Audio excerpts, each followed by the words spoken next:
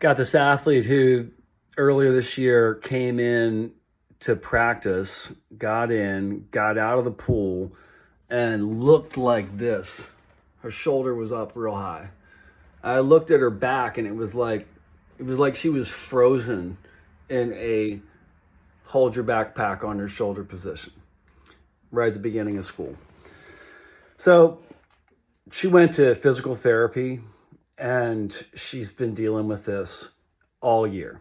And, we do our own PT before practice. And some of the stuff we do, the PT recommends, and some of the stuff I'm just kind of thinking about, like what she should do, and I'm giving her stuff. One of the things she'll do is she'll have a medicine ball, and she'll be laying on a bench. She'll just hold the medicine ball straight up like this. Just hold the med ball up. And then while she's holding the med ball up, she's laying on the bench, and she'll hold a medicine ball, a light medicine ball in her hand just like this.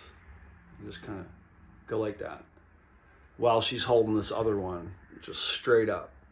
So what I noticed with her when she was doing that, she'd be okay like with this here. And sometimes we'd have two medicine balls. Sometimes we'd have this hand with no medicine ball and the other one with a medicine ball. And, light, like 2 pounds to 3 pounds for the med ball. So here's what I'm trying to get across. She had a hard time keeping her elbows straight. She'd kind of bend, and she'd hold the med ball up, but she wasn't really able to extend it and hold it up. So she's trying to straighten her elbow, right? She's trying to lock the elbow into place, and it's not working.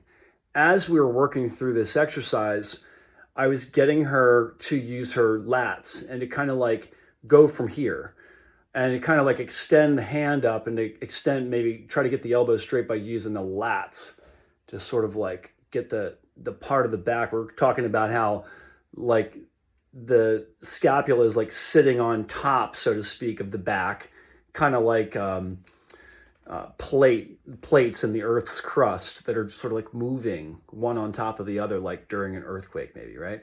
So she's got to be able to use her scapula to hold that medicine ball straight with a straight arm. So, okay, get it. We get that, right?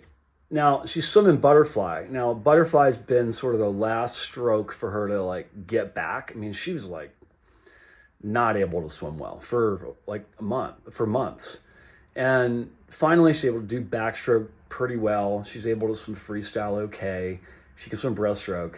Butterfly, she's got one straight arm on the recovery, and she's got one oddly bent arm that's she's never done this in her life before.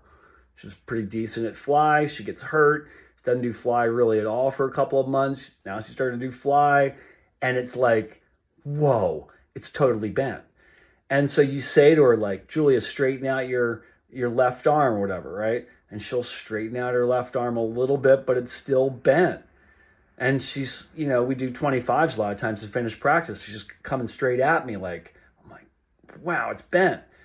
So, she's only been swimming fly now for a couple of weeks, and we've done this now 2 or 3 times, and we did it, for the second or third time again, the other day. And I thought it was worth mentioning because for Julia, she can't get her arm to be straight going in unless she thinks about her scapula on fly. As her hands recovering, her arms are recovering, she thinks about that scapula moving over the top of her back and kind of shifting forward. And when she does that, then her elbow is locked out and her arms are straight. So sometimes we look for a solution to the problem at the source of where we're seeing something weird visually, but where it's really happening or where we can really find the solution is somewhere else in the body or in the motion or in the movement. So that's really helped Julia, and I hope it can help some of your athletes. Have a great week.